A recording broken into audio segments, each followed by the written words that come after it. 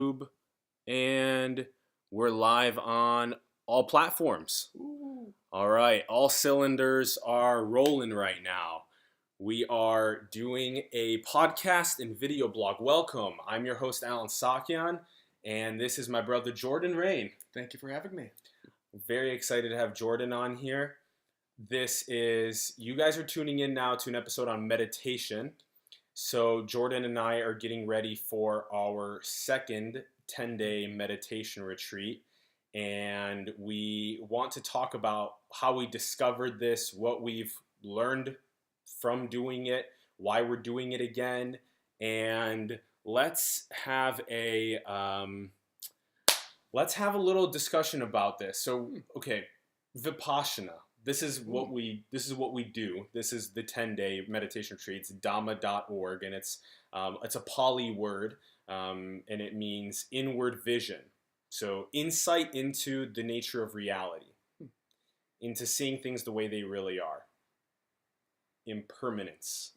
So Jordan, chime in here, elaborate. Like, what are your thoughts on the Vipassana of this word? Maybe some of the insights that you took away from when you went your first 10 days, and what this means to you. Yeah, absolutely. Vipassana, a bit of a big word right there. It means a lot of things and a lot of different things to many different people.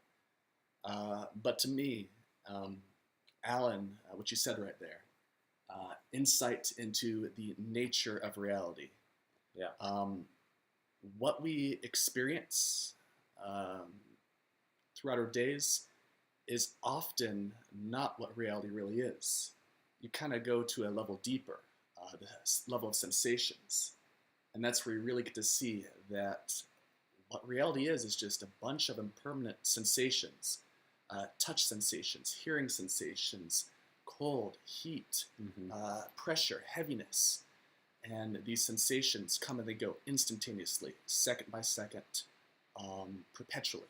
It's always now, always changing. That describes impermanence pretty well. Yeah, and that's for our body what impermanence is like.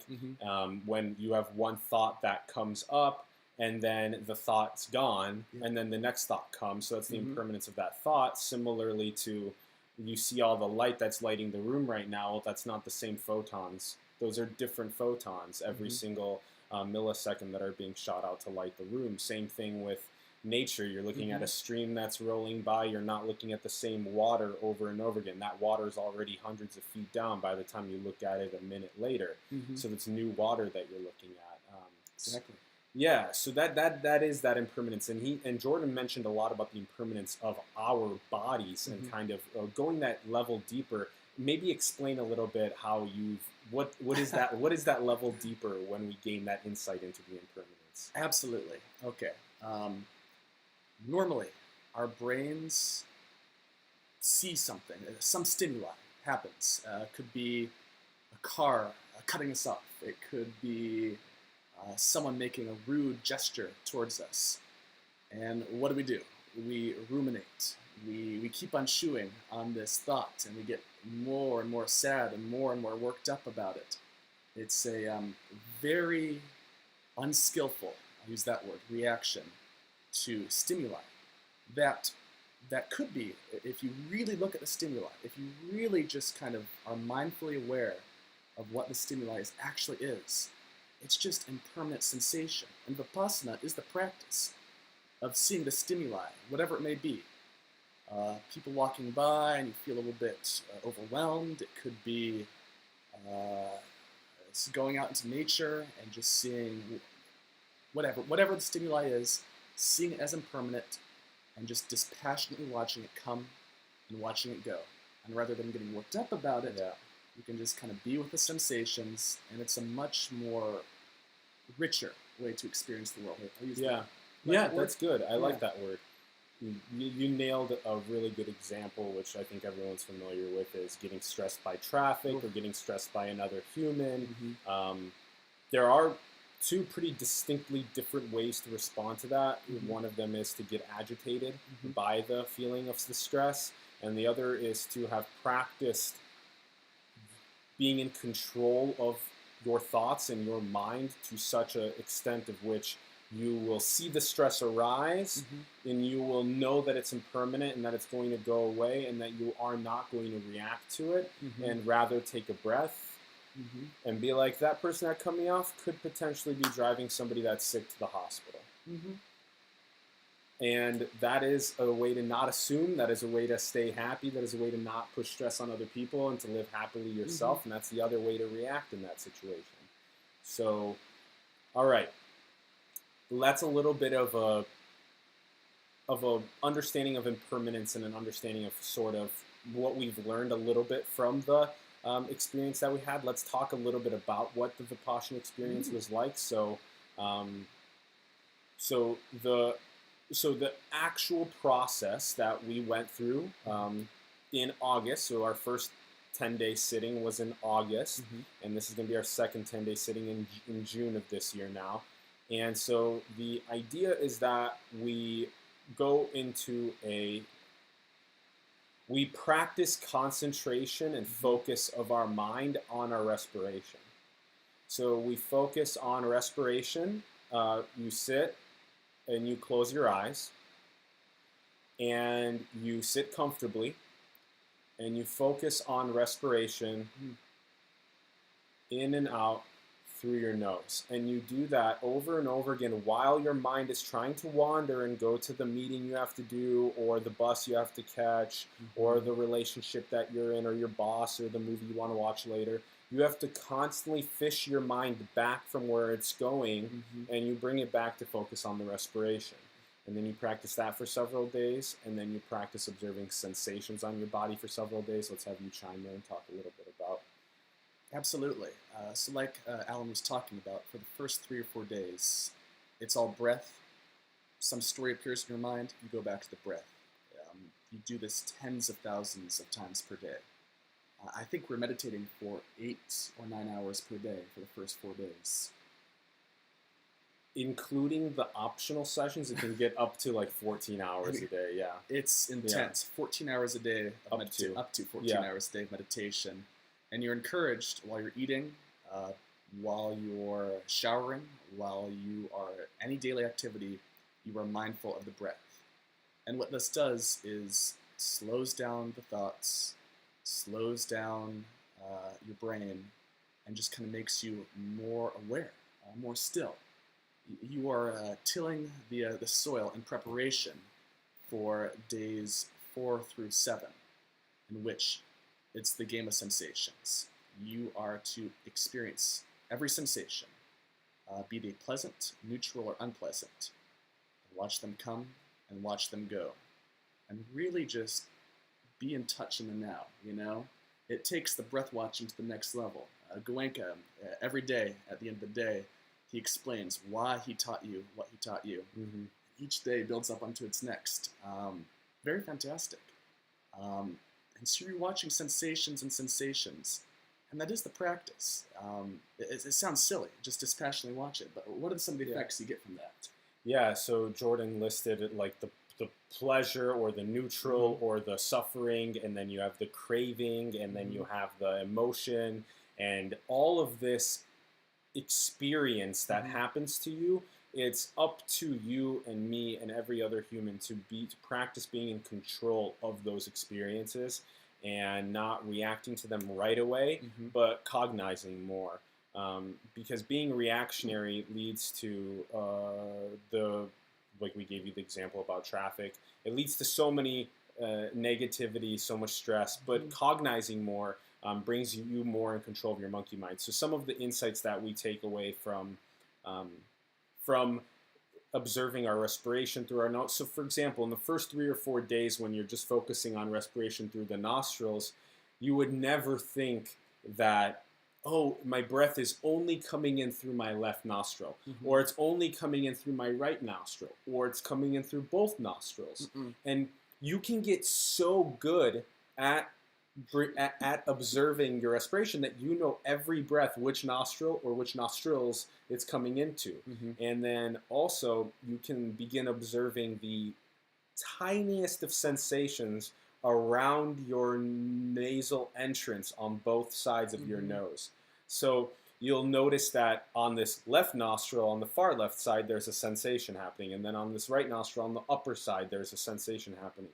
And it's just because you are tuning into the acuteness of your biochemistry on that part of your body. And then furthermore, after the 4 days, then it gets to observing the sensations on your entire body. So then we took the power of what we practiced for the first few days with our nose, and we brought it to the top of our heads. And then and then we went from the top of our heads, and we went to the sides of our head and our face and our neck and our chest and our back and our arms and our legs and all the way down to our toes. And what we did is we observed the sensations on our toes and our knees and our legs and our chest. And you could really, after so many days of practicing this acute sensitivity to sensation, you could feel a sensation occurring on your elbow. You could feel it occurring on your finger. And it's just the tiniest biochemical changes that are occurring, again, impermanence. Just like a light is constantly shooting photons and a river is constantly moving its water along, the same thing's happening with our body. We are not the same Alan and Jordan that we were when we started this. We are actually exactly 11 minutes older than when we started this, which means there have been 11 minutes of biochemical changes. For example, I can feel the food that I ate earlier has been digested more and is now starting to push slowly out of my body. And these are feelings that when we really tune into our body, we become more and more aware of them. Yeah. And being aware of these sensations, these constant little flickers of biochemistry, you really get to see you have two options. Option A is to react, to become stressed, to become frustrated, craving, attachment. That path is not the path of happiness, I would argue. Option B is watching the sensations, being okay with these sensations. They happen nonstop. Just watch, you know, and even if they're painful, I remember about day 8, my legs were killing me from sitting down so much. But the pain actually turned into something quite different. When I was really aware of them, really acutely aware of each and every sensation, the pain, it became like energy, actually. Flowing energy. And all that stress, I was working at a very stressful startup at that time. But by day 8, it was just a certain sweetness appeared to my day-to-day life. It was just things flowed. If they were good sensations, cool. If they were unpleasant sensations, just as good. It centered me. That's the word I'm going to use. Goenka centered me. Me too. And that was my biggest takeaway with that. Yeah, being centered. Yeah. Being centered and becoming more aware of just existence and your own consciousness and how it reacts to things. And huge takeaways from our first session. Very excited to go back again. So that was some of the stuff that we learned from our session 10 days ago, or our first 10-day session last year in August. And since then, we've been contemplating a lot about things like, what is the ego? What actually is this I, me, or my that we speak of? Because once we understand the world through this scientific and spiritual sort of lens, we really understand that we are just a bundle of atoms. We are just vibrating. And what is that consciousness that is inside of us? Is it localized? Is it our mind, our brain that produces consciousness right here inside of our heads? Or is it outside? Is it somehow outside coming in, and that's how we are experiencing the consciousness? And using the words I, me, and my actually have shown Jordan and I that it more often than not ends up creating more attachment. It ends up creating more emotion and craving in the world, versus when we're just another flesh vehicle amongst the flesh vehicles. It's a different feeling. Even when I finish doing dishes and I go, yeah, we did the dishes. It feels differently than when I say the word I did the dishes, or when Jordan drove us from San Francisco to Santa Cruz. He goes, I drove us to Santa Cruz versus we drove to Santa Cruz. It's just a different feeling. One of them produces a little bit more of Now you can take over and talk about it for a little bit. Absolutely agree. You can kind of feel the difference in your body when you say my car and a car. It's a different sort of energy just comes up. And often it's not the best energy. It has a little bit of a sticky, unpleasant sensation to it. But let's break that down a bit, like the ego, the I, the self. Many different lenses you can view it. Colloquially, we're each this kind of individual in a society of individuals who collaborate, and we have this hierarchical structure. Mm-hmm. We have roles, responsibilities. Day to day, that's how we live our lives. I'm a software programmer. Alan is a science communicator. Nice to meet you. Nice to meet you too. But it gets a bit stranger when you take the scientific lens at it. When you hear that every atom in your body is replaced about every 6 years, is it? Every cell, right? Every cell. Thank you. Yeah. Every cell in your body is replaced. What is the same? When you learn that your memories are actually fluid, always changing. What you think happened to you, these past stories, these past narratives, are in fact they don't capture the truth. It's telling that what we think we are is maybe not quite it, because impermanence, Nietzsche.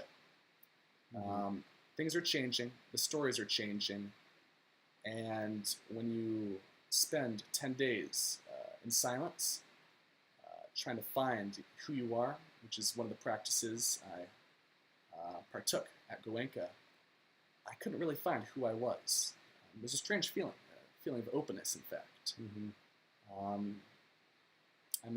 There's this great saying by Wu Weiwei that all of life's problems are caused by thinking that there is an I, and really there's no one. Yeah. What do you think about that, Sam? Yeah, that's a good one. Yeah. We wouldn't experience the problem that's occurring to us if we didn't believe that that I was the victim of the problem. That if it was just vocal cords being vibrated at somebody else and that was it, then you wouldn't even think there was stress involved at all. Mm-hmm. So there was another thing that Jordan said there, the whole my car versus a car, just like my house versus a house versus your house versus their house versus our house, whatever. Just practice not attaching ourselves to these objects. We have so many of them, it makes it so difficult to not attach ourselves to them. Mm-hmm. But when we do disattach ourselves from them, it helps us so much.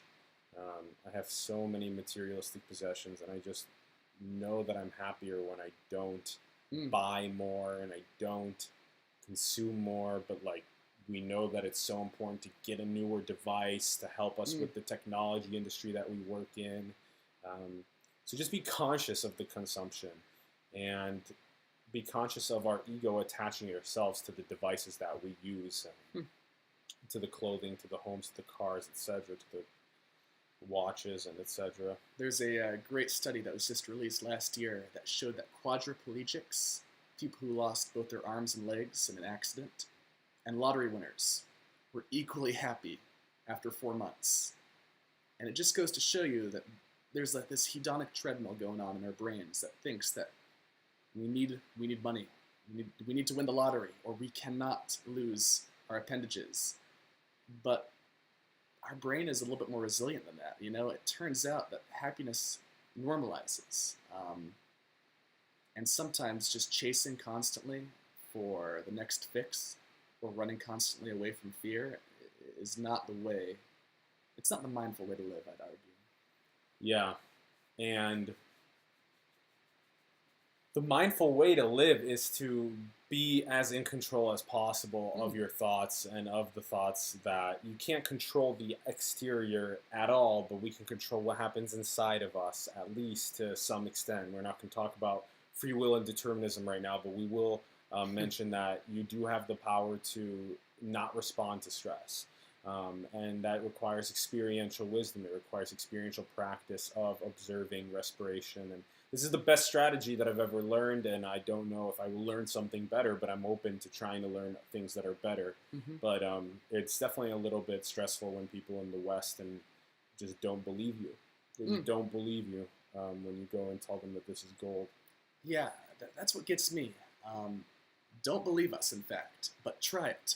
Try Vipassana. It's a DIY practice. Yeah. And don't do it because we're preaching the benefits. Do it because you try Vipassana and you see the benefits in your day-to-day life. Yeah. If you don't feel happier after doing Vipassana, then drop it. But I know very few people who have not at least increased their peace or happiness from either a 10-day meditation retreat or perhaps more realistically for many people, learning Vipassana meditation just takes an hour a day, 30 minutes a day, 20 minutes a day. Or even 1 minute. Yeah, the starting point is just to try and observe respiration until your mind wanders, and then bring it back to respiration. It wanders, bring it back to respiration. Just set a 1 minute timer on your phone and just try that. 60 seconds. Yeah. And then work your way up. And I mean, I was so bad when I first started, and I'm still not that great. I still have a long way to go. So, you also brought up something else really good that I wanted to mention, but I think it might have some. It was about having a growth mindset is so important here. It's just that if you believe that you have a growth mindset, then you got to try something before you know if it's good or not for you. So give this a shot. So, okay, moving on. So the whole conversation that we had about ego and not ego, there's this whole experience of like a spectrum from having super high ego to no ego at all. And when you get closer to the no ego side of things, you realize the interconnectedness of everything. The planet, the animals, the plants, the entire biosphere, all of the humans, all of the economics and politics and education, everything's just all concentrated on the flying rock, and it's all, the same thing from the pale blue dot satellite view, and just all one little tiny organism. And so it's good to experience from your ego to the not ego and just be able to feel everything in between. But when we stay at the ego for our whole lives, we never really realize the whole we are one. So there's a whole idea called panpsychism. We're not going to get into that too much. Just going to mention that it's a cool thing. Go look it up. It's just it's the idea that is it possible that everything is conscious, like that? Of course, a dog is happy or sad sometimes. It's pretty easy for humans to see that, right? So maybe their information processing is just a little bit lower than ours, since we make spaceships and cars and smartphones. But now, what about a plant? Is a plant conscious? Will they absorb sunlight and then they grow? Is there consciousness there? Just some philosophical thoughts for your minds, and then some successful figures that have done Vipassana in the past: Sam Harris, Jordan Peterson, Yuval Noah Harari, who dedicated his book Homo Deus to S.N. Goenka, the teacher that we learned from. Sadhguru, as you guys know, and then Goenka himself. Some very successful people that have done it and that have learned from this passed down tradition over thousands of years. So give it a shot, see what it does for you. And lastly, maybe you can start and I'll chime in afterward, but how has this helped us become more conscious about technology addiction? Great question. Back in 2016, when I first attended this retreat, I was working a very hectic job as a software engineer at a early stage startup. I was on my computer 8 hours a day, and when I got home, I was on my computer for another 4 hours a day. It was a numbing. Facebook, Reddit, Hacker News, news in general. It has a very addictive quality that I think is under recognized in today's society. The beauty of 10 days of meditation retreat is that it allows you to turn off your cell phone, turn off your laptop, no technology for 10 days, almost total silence for 10 days. And just that break, that 10-day gap, really showed me that A, yes, I was addicted to technology, and B, I'm happier without technology for the most part. I recognize that it's extraordinarily useful, has its benefits, but I have stopped my mindless clicking the night away, I'll call it. Yeah. It showed me that there are healthier avenues to pursue, rather than just trying to find that last news article that will make this world all make sense. Yeah. So I took a step back and recognized a little bit less Facebook, a little bit less Reddit, be good for me. Is that your takeaway too? Yeah. Nice. Yeah, and a little bit more from my side of things is that we have become much more distracted now with technology. We have the whole podcast on The Distracted Mind, Adam Gazelli's most recent novel with Larry Rosen. So the whole notion that smartphones and social media and technology has enabled us to access the internet at any given moment for any period of time unlimitedly is causing this stress that we feel. It's great to access it and learn. That is a great feeling, but in order to actually be in control, one has to know that they are going crazy using the technology. And let's put it this way: when Jordan made the example of you're like clicking the night away, or that you know how good the feeling is when you stop clicking the night away and when you tune in and rather click on to close the computer and start drawing, or you close the computer and you start writing. You write what you want to do. You work on your presentation. You work on the thing that actually brings you value and brings value to the people that you're going to give it to in the long run. That is, you put away immediate gratification of clicking on the next thing, and instead you focus on the long-term gratification of when I finish this project, I will feel actualized, and other people will feel like I've delivered to them value. So that's how meditation has given me a better understanding of the complexities of the technology addictions that we go through today. It's made me more of a creator. It's made me more aware of what it looks like when I sit there and just scroll on Facebook nonstop, or I scroll on Instagram nonstop, and how that's just a little bit of a waste of time, in my opinion, in comparison to creation. Also, when you're scrolling, if you've practiced clicking X enough times, if you're opening a new tab and you're starting to go to Reddit, but instead of fully going to Reddit, you click the X button beforehand. If you get in the flow of doing that, you will literally be consciously catching yourself from getting into the technological toilet. So that's a little bit about the technology addiction side of things. So, Jordan, why are we going back? Ooh, great question, Alan. Going back because 10 days off the grid is a gift. Yes, it is. For me, just to take a step back from our increasingly crazy,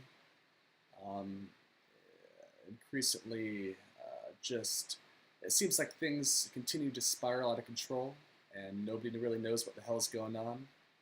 And it seems like I find a dose of sanity with Goenka. We're attending the North Fork Meditation Center in Central California. It's up in the Sierra Nevadas. Very close to Yosemite. Yeah. And it's completely free. It's all donation-based, optional. The food is fantastic. It's vegetarian food. The dorm's humble, but you get a bed. Humble dorms, you get a bed. Yeah, Showers. Exactly. Showers. You're right in the middle of nature with a beautiful retreat center, and just the opportunity to decompress and realize it. I think that I feel most relaxed at that retreat center, more so than almost anywhere else in the world. Anywhere else in the world, yeah. I don't even... when I'm in the cell meditating by myself and I'm hella deep in my meditation, I've never felt that same way anywhere else in the world, and I'm really excited to go back to that feeling. So Jordan is totally right. It is like pressing a reset button. It's like taking 10 days away. It's a privilege to take 10 days away from today's economic machine and run out to the woods and just focus on respiration. It's a super privilege, but we also believe that we've built a society where we've made it that it has to be a privilege. we used to live in a world where it wasn't as much of a privilege. Like you could just go and tell your tribe that you were leaving for 10 days to go to the woods, and they'd be like, okay, bring enough food, be safe, and then you just come back to the tribe. But now you can't pay your rent, you can't pay your food, can't pay insurance, can't pay for your car, can't pay for this or that when you leave for that long. This is donation based. It's free of cost. It's which is incredible. Dhamma.org, DHAMMA.org, and look up Vipassana, Vipassana. Look that up and learn about it. So, why else? Maybe one last thought about going back is, the monkey mind chatters all the time, nonstop. That's what we experience when we're going through our day-to-day lives. And you don't need to go to a 10-day meditation retreat to take more control of your monkey mind. You right now, all of us right now can take control of our monkey mind by just going. Feel calmer already. Just one breath makes us feel so much calmer. We can do that anywhere, anytime, and that takes control of the monkey mind. You bring it back to focus on the breath. So even practice that for just a minute and close your eyes and see where that takes you. And even practicing closing your eyes for just a second, you're like, whoa, all my visual stimuli turned off. All of the processing that I was taking in before is now off. It changes everything because we're literally with our eyes open for anywhere from like 18 to 16 to 14 of the day's hours, non-stop processing information. And when you turn that off and just focus on respiration, it changes you for the better. You notice the impermanence in yourself, in your thoughts, in your body, in your biochemistry, as well, and sensations, as well as in the exterior, and the way that the impermanence of the world works as well, of nature and of technology and of society. Any last thoughts? If you can't make a 10-day meditation retreat, I recommend the book Mindfulness in Plain English. I read it, I say 6 years ago. It taught me the fundamentals of Vipassana. It's available online for free or through Amazon for about $10. Fantastic book. It could change your life, and I honestly think it changed mine for the better. And if it's not for you, it's not for you, but I think it's worth a try. Yeah, thank you for having me. Thanks for being here, Jordan. Thanks to everyone for tuning in, as always. This has been another episode of 2030 Podcast, as well as our video blog under Alan Sakyan. We're also on Facebook Live and on Twitter and on YouTube here. Guys, if this has made a profound impact on you, please share it with other people in your community so we can catalyze change, and then we'll slowly catalyze change in the world. As you know, great ways to support us, or you can find us on patreon.com/Alan Sakyan. Become a member so we can get better content, get better guests, get better equipment, pay for our living, and produce content more often. Like, retweet, repost, share this kind of content online, and it wouldn't exist without you. So thanks for tuning in, and please reach out to us, alansakyan@gmail.com or 2030podcast@gmail.com. Please let us know what topic you'd like to have next, or what your practice has been like, whether it's 1 minute, 10 minute, or you've been to Vipassanas before or not. Reach out. Jordan, thank you. Glad to be here. It's been a pleasure. We'll also potentially be doing one of these when we get back. Ooh. So 10 days in the future? 15 days in the future. 15-ish days in the future, we'll be doing another one of these for you guys. So cool. All right. Thanks for tuning in.